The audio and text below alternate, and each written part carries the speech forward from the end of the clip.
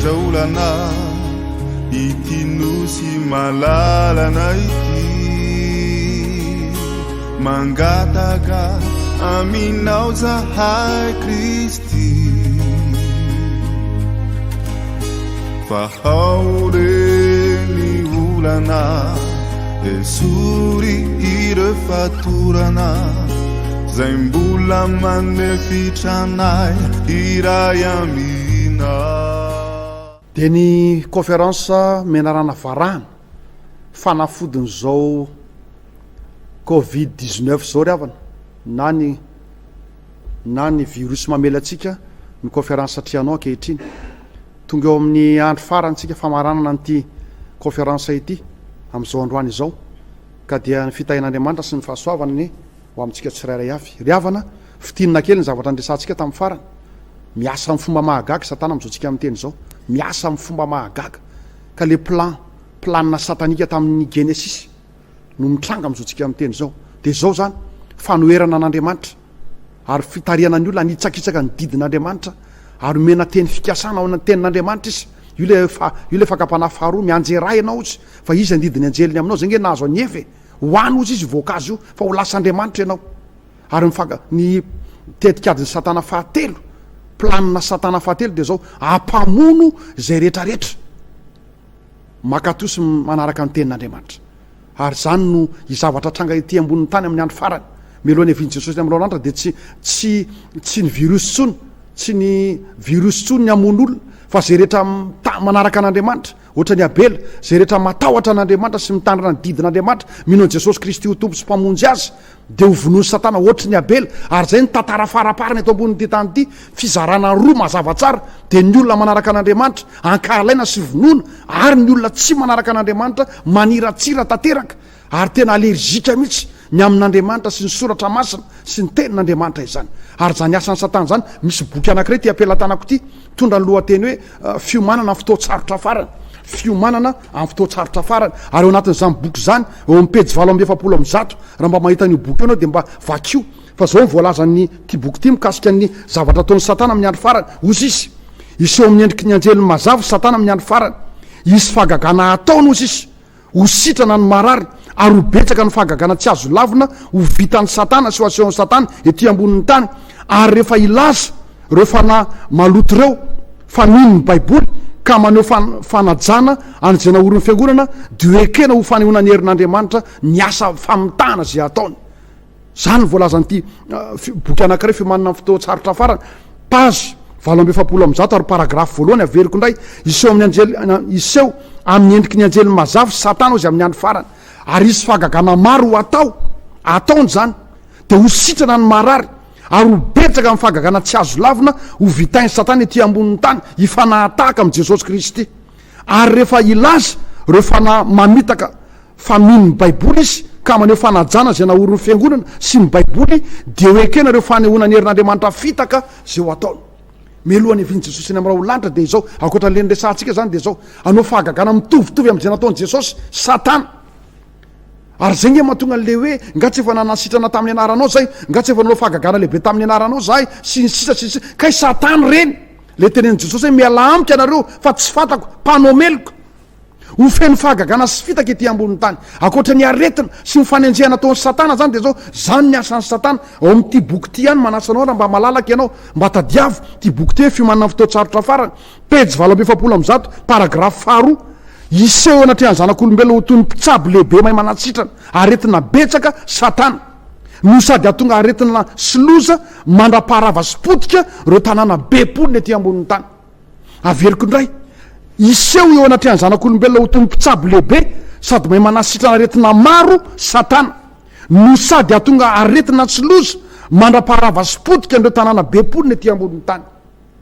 zany mihitsy voalazany apokalipsy sy ny Daniel mierona tahaka ny liona ozy izy satana amin'ny andro farany mitady zay ho aripany amin'ny loza reo tsunami reo aretina be dehibe ty ambony tany be dehibe amin'ireny aretiny reny ry havana afafiny satana adinao nga le teny nataon'ny satana tamin'ny Joba teny nataon'ny satana mikasika ny Joba tamin'Andriamanitra hoe io Joba io ny Andriamanitra filanjavatra no ivavahany io aminao filanjavatra fa zao asio aretina nge io fa tsy mivavaka io de ozy Andriamanitra alefaso arozy zay ataonao fa za miteny aminao fa tena tia manompo aho io job io de ozy izy Satana asio aretina ne fa raha misy aretina io de miala tsy mivavaka aminao tsony ry havana be de be amin'ny aretina tonga ety amboniny ty tany ty aretina afafiny Satana de aveo sitraniny ray afafiny de sitraniny ray taka najo ny joba ka aza mino ianao fa zao zavatra mitrango eto ambony tany zao de zavatra tsotsotra ry havana événement apocalyptique zao atray atsika zao ary ao ambadika zao zavatra ao mihitsy Satana saingy ao ambadika zao zavatra ao koa manambara fa efa ho avy Jesosy eny amin'ny rao lanitra eo amin'ity boky ty ihany pejy 700 paragrafy faharoa de zao voalaza mikasika ny asan'ny Satana io asan'ny Satana ety ambonin'ny tany amin'ny alalan'ny hery sy famitana manokana de miseho ho toy ny mpanasony taranak'olombelona Satana averiko ndray amin'ny alalan'ny famitana manokana ataon'ny Satana de miseho ho toy ny mpanasony taranak'olombelona Satana manasitrana ny aretin'ny olombelona izy milaza koa izy fa mitondra fomba vaovao sy ambony kokoa hoentina maneho ny fomba fivavahana averiko ndray milaza koa izy ary mitondra fomba vaovao sy ambony kokoa hoentina maneho ny fomba fivavahana zany ny asan'ny Satana miseho manasitra miseho manao fahagagana manao soa izy fa ny zavatra atao Satana miandro farany de zao mitondra fomba vaovao ohatra ny hoe fomba vaovao sy ambony kokoa izy eo amin'ny lafiny ara-pivavahana ary zay le zavatra voalohany ataon'ny Satana le niteneko tamin'ny farany de zao ny anohatra an'Andriamanitra ny anitsakitsaka ny didin'Andriamanitra ary azagaga ianao afaka fotoana fohy le tenin'Andriamanitra ao amin'ny soratra masina manao hoe raha misy miteny aminareo hoe indro ary Kristy indro ety Kristy aza mino Satana io hipotra eny amin'ny raha olanitra ohatrany mahita ny Jesosy ianao ary io Jesosy eny amin'ny raha olanitra mipotra io de hiteny aminao fomba vaovao ara-pivavahana zay manohatra amin'ny baiboly sy ny tenin'Andriamanitra tsy Jesosy io fa Satana zany mihitsy ny voalaza raha misy miteny amintsika izy hoe indro ary Kristy indro aty Kristy aza mino zany nge le nambaratsika ry havana ndao iverenantsika vakina kely zay teny zay ao amin'ny marika toko 7 andininy faraky amin'ny roapolo marika toko 7 andininy faraky amin'ny roapolo de misy an'izao teny zao marika toko 7 ary ny andininy faraky amin'ny roapolo de zao ny voalaza raiky amin'ny roapolo ary am'izay raha tahiny misy olona manao aminareo hoe indro ety Kristy na indro ery aza mino ianareo fa isy Kristy sandoka sy mpaminany sandoka hitsangana ka hanao famantarana sy fahagagana amin'ny tany na de ny olom-boafidy azy raha azo atao zany ny zavatra ataon'ny Satana amin'ny andro farany de isy Kristy sandoka sy mpaminany sandoka ary misy Kristy mipotra tapoka amin'izao tsika miteny zao malaza tatoato hoe indro misy lakroa eny amin'ny lanitra misy zavatra ohatry zao efa fanomanany reny efa fa programme reny fanomanana ny programme ataon'ny Satana hoe indro ry Kristy miteny zava-baovao mikasika ny fivavahana miteny zavatra vaovao anasitrana aretina sangy androdana ny baiboly izy androdana ny Kristy izy efa voalaza daholo amin'ny soratra masina ny zavatra hitrangy ety ambonin'ny tany zay manambara ny fiaviany Jesosy Kristy ary ato amin'ity marika toko 7 ty de mitovy amin'ny Luka toko 2 de mitovy amin'ny Matthieu 4 manambara reo toe-javatra apocalyptika hoa événement final ety ambonin'ny tany iseho melohany fiaviany Jesosy Kristy eny amin'ny raha olanitra isy Kristy sandoka hipotra avy any amin'ny tempoly zay reny amin'ny Tesaloniana faharoa toko faharoa isy Kristy sandoka isy milaza ny tena no Andriamanitra manao zava-mahagaga fa isy Kristy sandoka koa hipotra eny amin'ny raha olanitra ilaza hoe indro ery Kristy tsisy zany ozy ny soratra masina ary eo amin'ity boky ty ihany pejy 700 paragrafy farany de zao ny voalaza asiny Satana pozina mahafaty ny rivotra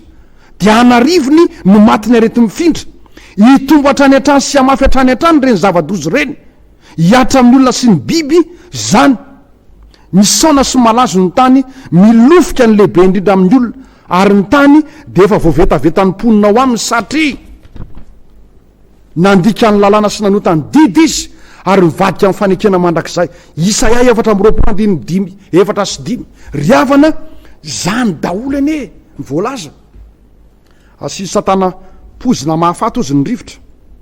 ka anarivony no maty ny arety mifindra iamitombo hatrany an-trany sy amafy hatrany an-trany reny zava-dojo reny hiatra amin'ny olona sy ny biby talohan'izao olombelona ripaka zao nge ripaka ny akoha mamborony adinonao nga asa 1 asiany satana pozina mahafaty ripaka ny biby ozy de asiany satana pozina mahafaty tao alohan'izao nge nisy omby be de be omby amanondry ripaka maty ary voany arety mifindra fafiny satana de zao tsika miteny zao olombelona ndray ny ripaka marina mihitsy ty fanazavana atao am'ty boky anankiray te fiomanana fotoatsarotra farana asiany satana pozina mahafaty ozy ny rivotra de ripaka ny biby sy ny olombelona toe-javatra faraparana zany io le voalazany Luka 2:20 hoe isy arety mandringana ka ny ringana tsy olona fotsiny biby zava-maniry olombelona ary toe-javatra apokaliptika izany ry avana ka zao ina ny dikan'izany re olona ny dikan'izany de izao hifarana ny tantaran'ity tany ity rehefa hitanareo izy mitranga zany rehetrarehetra zany zany nge le voalazany ndao iverina kely any amin'ny marika 7:10 tsika marika 7:10 andininy 7:30 de zao voalaza marika 7:30 andiny 7:20 vakitsika aloha ary mianara ny fanoharana any amin'ny aviavy raha vao manaroka ny rantsany ka mandravina de fantatrareo fa efa akaiky ny lohataona de tahaka zany koa ianareo raha vo hitanareo fa tonga zany zavatra zany de oka ho fantatrareo fa efa akaiky ambaravarana izy efa akaiky ambaravarana izy le teny teo de hoe ary mianara ny fanoharana any amin'ny aviavy raha vao manaroka ny rantsany ka mandravina de fantatrareo fa efa akaiky ny lohataona de tahaka zany koa raha vao hitanareo fa tonga zany zavatra zany de oka ho fantatrareo fa efa akaiky ambaravarana izy riavana efa akaiky le menarana varana sena banjintsika zany ao an-trano sy ny soratra masina efa hipotrany amin'ny raha olanitra izy ary maso rehetra hita azy na zay nandefina azy azy ary hitomany azy amin'ny firenena rehetra amboniny tany eny amen ary zay rehetra ho very de hiantsoantso amin'ny teny ohatra manao hoe mianjay raha aminay ozy ny soratra masina ka mangataka anao ary avana amin'ty andro any ety fa maranana an'izao conférence satria anao eto zao hoavy tsy ho ela Kristy hoavy tsy ho ela avy any izy molo hoavy hitsara ny velona sy ny maty ary tsy anapahataperana ny fanjakany ry havana zany zao toe-javatra raha tsika zao manambara ny fiaviany Jesosy Kristy tsy ho ela itsony eny amin'ny raha olanitra ka de manatsa anao a mba anaraka ianao manasa anao mba hibebaka ianao manasa anao a mba hiova ianao fa tsy atahotra na inana inona fa hiova ary atahotra an'Andriamanitra ka hanome voninahitra azy ry havana zao a rehefa hitanareo mitsangana miseho zany rehetrarehetra zany ozy izy ny tenin'Andriamanitra teo de inona tokony atao eo amin'ny andininy 7:30 andininy 3:30 mitandrema miambena ka mivavah fa tsy fantatrareo zay avian'ny fotoana mitandrema ka miambena ka mivavah fa tsy fantatrareo zay avian'ny fotoana andiny 30 koa miambena ianareo fa tsy fantatrareo zay andro iavian'ny tompotrano na ho ariva na ho mamatonalina na ho manena koa na ho maraina fa ndao avy tapoka izy ka mahitanareo matory ry havana manasa anao a tsy ho variana loatra hipanika loatra fa minoa ianao ary nidikan'le hoe jereo izy izy nge ny hazo sy ny aviavy teleny zany jereo daholo ny événement rehetrarehetra amin'ny gazety amin'ny radio enoy amin'ny radio jereo ny télévision jereo ny France 24 fa ny zavatra rehetrarehetra hitany masontsika sy reneny sofotsika de manambara fa efa mbi ambaravarana izy le Andriamanitra hoavy tsy hoelena amin'ny raha olanitra mbi ambaravarana ary zao ao anatin'io fanambarana ny famantarana io ihany eo amin'ny 9:30 ny lanitra sy ny tany ho levona fa ny teniko tsy mba ho levona ny lanitra sy ny tany ho levona fa ny teniko tsy mba ho levona manamafy ny tokony hamakina ny tenin'Andriamanitra sy inona ny tenin'Andriamanitra ary ankatoavana ny didin'Andriamanitra izany avana olevina ny lanitra sy ny tany olevina ny olombelona rehetrarehetra oleviny zao rehetrarehetra zao fa ny tenin'Andriamanitra zay tsy iza fa Andriamanitra de tsy olevina ry havana tsy olevina ka zao manasanao andro any misy teny hoe vita miverina intelo amin'ny soratra masina vita tsy hoe la de ho vita ny tantaranyity tany ty raha toy zao toe zavatra rahantsika zao nijerena manambara fa tapitra vita ny tantaranyity tany ty io teny hoe vita io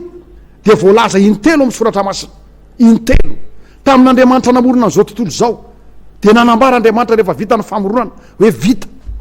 ary rehefa tonga nofo tetỳ ambony tany Andriamanitra nanapa-kevitra hamonjy ny olona satria ozy izy hoe zanako sy ny asan'ny tanako de aoka ho adidika ihany de nanapa-kevitra Andriamanitra tsy anjely fa izy mihitsy nidina tetỳ ambony tany ho tonga nofo amonjy atsika ampiseho amintsika hoe tena tia atsika izy toy zao nitiavan'Andriamanitra n'izao tontolo zao nomeny ny zanany lahatokana tonga nofo tetỳ ambony tany le Andriamanitra namorona n'izao tontolo zao mba tsy ho very zay rehetra mino azy ary rehefa tonga tetỳ ambony tany Kristy nanao ny mission votoatin'ny famonjena ny olombelona io votoatin'ny soratra masina io de zao rehefa niantona teo amin'ny hazo fijaliana izy novonony olombelona noombona tamin'ny hazo fijaliana alohany ataperany ainy de niteny ndray Jesosy hoe vita ary mivita fahatelo farany melohany nivoahany Jesosy Kristy eo amin'ny efitra masina indrindra zay manao vavaka fanelanelanana am'izao tsika amin'ny teny zao mandray ny fifonatsika de isy teny manao hoe vita miaraka amin'ny firotsaka ireo loza fito farany ety amboniny tany ka io no amaranantsika zao conférence zao ary amin'ity fotoana androany ity ndovaka itsika ireo amin'ny Genesis toko voalohany andiny voalohany ka hatramin'ny fahatelo le vita voalohany rehefa namorona ny lanitra sy ny tany Andriamanitra de rehefa vita ny famoronana de nitenany vita io izy vakitsika kely vetivety Genesis toko faharoa andiny voalohany ka hatramin'ny fahatelo de misy an'izao teny zao dia vita ny lanitra sy ny tany zay rehetra eo aminy ary Andriamanitra ary tamin'ny andro fahafito de vitan'Andriamanitra ny asa efa nataony ary nitsahatra tamin'ny andro fahafito izy tamin'ny asany rehetra zay efa nataony ary Andriamanitra ny tany andro fahafito sy nanamasina azy satria tamin'izany no nitsaharan'Andriamanitra tamin'ny asany rehetra zay noforonony tamin'ny nanaovany azy ty le vita voalohany ry havana io ny sony nentin'Andriamanitra rehefa vita ny famoronana ny olombelona averiko indray de vita ny lanitra sy ny tany zay rehetra eo aminy ary tamin'ny andro fahafito de vitan'Andriamanitra ny asa efa nataony ary de nitsahatra tamin'ny andro fahafito izy tamin'ny asa rehetra zay efa nataony io le vita voaloha araka ny voalazan'ny Exodosy toko faharoapolo andininy raika ambin'ny folo de zao ny voalaza Exodosy toko faharoapolo misy olona miteny mantsy hoe zao planeta misy atsika zao de mipotra avy amin'ny fipoahan-javatra ny olombelona de mipotra avy amin'ny sobakaka ny sahona sy zavatra avy anaty rano fa atao amin'ny soratra masina de manitsipaka tanteraka zany zavatra zany fa zao nyvoalazan'Andriamanitra amin'ny Exodosy toko faharoapolo ary ny andininy faraika ambin'ny folo ozy izy fa enemana nanaovany Jehovah ny lanitra sy ny tany sy ny ranomasina mba am'izay rehetra eo aminy enemana nanaovany Jehovah ny lanitra sy ny tany sy ny ranomasina mba am'izay rehetra eo aminy no amboarin'Andriamanitra nivoaka avy eo am-pelantanan'Andriamanitra nivoaka avy eo am-pelantanan'le mpanataleta lehibe anankiray zao rehetrarehetra hitatsika zao tsy mivoaka avy amin'ny fivoarana ame-dalana tsy mivoaka avy amin'ny fipoahan-javatra tsy mivoaka avy any anaty rano tsy mivoaka avy amin'ny zavatra hafa zao rehetrarehetra fa mivoaka avy eo amin'Andriamanitra enemana nanaovan'Andriamanitra azy enemana enandro ny dikan'izany ary tamin'ny andro fahafito de niteny Andriamanitra vita ary io andro nanehoan'Andriamanitra ny soni ny tombo-kase fa vita ny zavatra rehetrarehetra ary vitan'Andriamanitra tsara indrindra ny zavatra rehetrarehetra zay le vita voalohany ary tamin'io andro moa de nitsahatra Andriamanitra nakasitraka ary ohatra ny dera sy faly Andriamanitra manome voninahitra zany asa nataony zany tamin'io andro fahafito io ary teo nanaovany sonifa hoe vita ka tombo-kase ny famoronana nataon'Andriamanitra ny teny hoe vita sy nitsaharany tamin'io andro fahafito io fa ny vita faharoa zay ho hitatsika de tamin'izy tonga rofo tetỳ ambonin'ny tany ray de niverina ny teny an'io vita io Andriamanitra ao amin'ny Jaona toko fahasihambin'ny folo Jaona toko fahasihambin'ny folo ary ny andiny fahatelopolo de zao ny voalaza Jaona toko fahasihambin'ny folo ary ny andiny fahatelopolo de zao ny voalaza ary rehefa nanandrana vinaikitra Jesosy dia nanao hoe vita, dia nanondrika lohany izy ka nanolotra ny fanahy. Ny vita faharoa hitantsika eo amin'ny soratra masina ry havana dia tamin'Andriamanitra nanatanteraka amin'ny planiny famonjena, ny drafitry ny famonjena ny olombelona. Tsy vonjena amin'ny alalan'ny asa ny olombelona, tsy vonjena amin'ny alalana inona na inona, fa vonjena ao amin'ny Kristy, amin'ny finoana Jesosy Kristy tompo sy mpamonjy ny olombelona ary tonga tetỳ ambonin'ny tany Andriamanitra zanak'ondry tsisy kilema hitondra ny fahotantsika rehetrarehetra. Novonoina noho ny fahotantsika Jesosy Kristy, tsy mpamorona antsika fotsiny Andriamanitra, tsy mpamorona any amin'ny Genesis, fa mpamonjy zao tontolo zao io Andriamanitra io, tonga nofo tetỳ ambonin'ny tany ary ho siniavin'Andriamanitra tamin'ny rano zany. Tany amin'ny Genesis dia no siniavin'Andriamanitra tamin'ny tanany, fa mivoaka avy eo am-pelantan'Andriamanitra ny voary rehetra na sinsiny vita izany ary no amasininy sy ny tsara tamin'ny andro fahafito iny. Ary eto amin'ny famonjena indray dia zao no siniavin'Andriamanitra tamin'ny rany sy ny fitiavany, fa vita andray nasehon'Andriamanitra miariary teto ambony tany ity ny fitiavany an'izao tontolo zao. Tompo sy mpamonjy antsika Andriamanitra,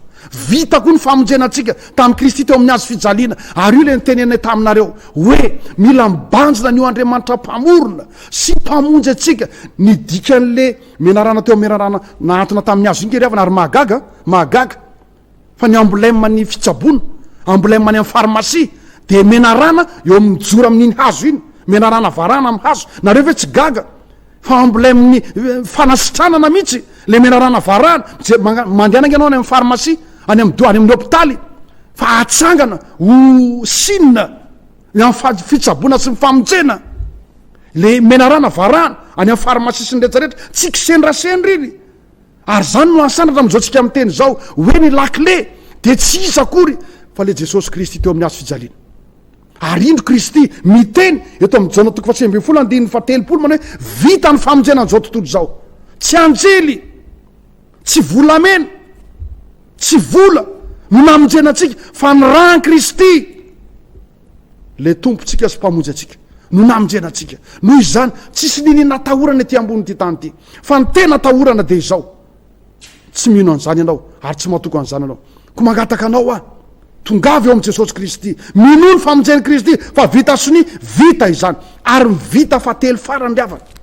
vita fatelo farany. Ary zay no marina tanteraka ny tantaran'ity tany ity dia amin'ny Apokalipsy 9:7, Apokalipsy 9:7 dia zao ny voalaza. Ary ny fahafito dia napidina ny taon-doviany tamin'ny rivotra,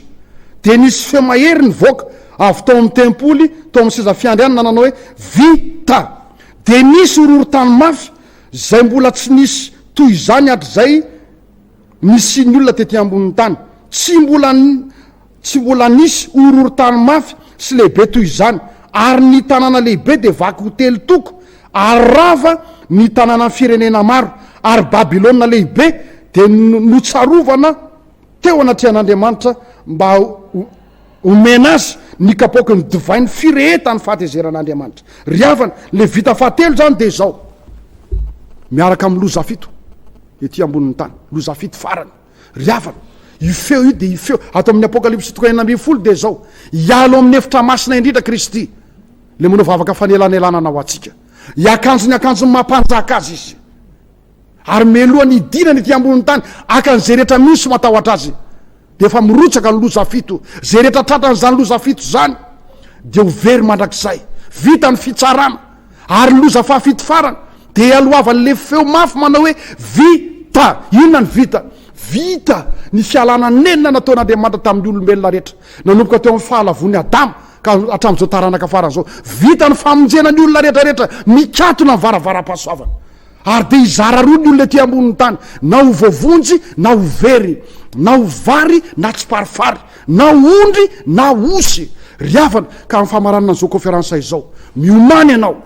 fa ho avy eny amin'ny rao lanitra lay mpanjaka lehibe namorona an'izao tontolo zao ary navita ny famoronana tamin'ny tanany. Ho avy eny amin'ny rao lanitra lay mpamonjy an'izao tontolo zao ary navita ny famonjena an'izao tontolo zao tamin'ny rano sy ny fitiavany. Ho avy eny amin'ny rao lanitra le tompony tantara,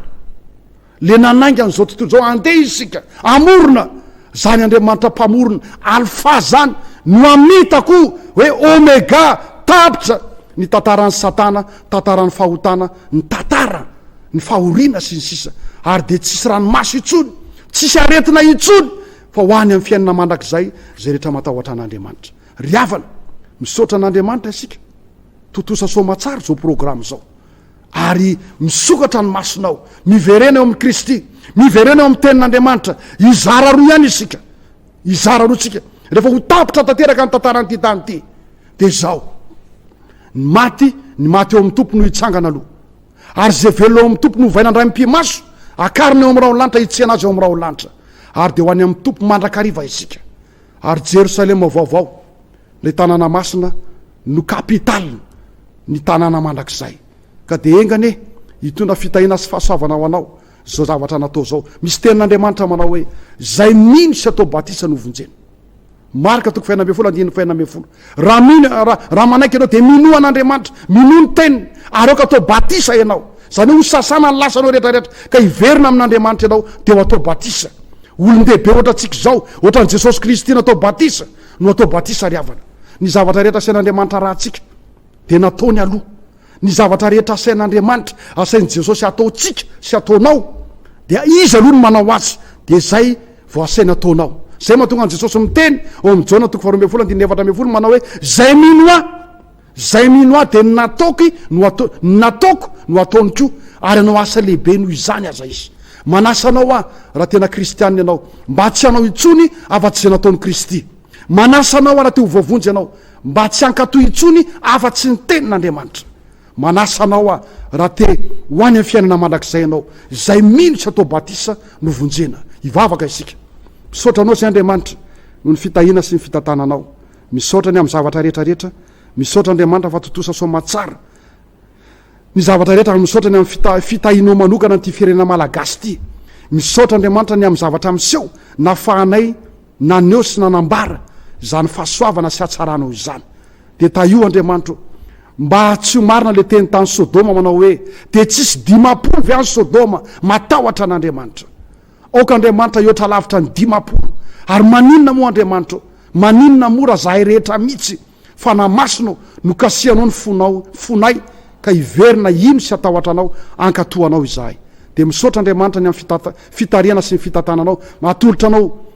zato isanjato Andriamanitra ny dera sy ny laza, fa omeo anay Andriamanitra ny fibebahana sy ny fankatoavana anao. Misaotra Tompo, amen. Sedra olana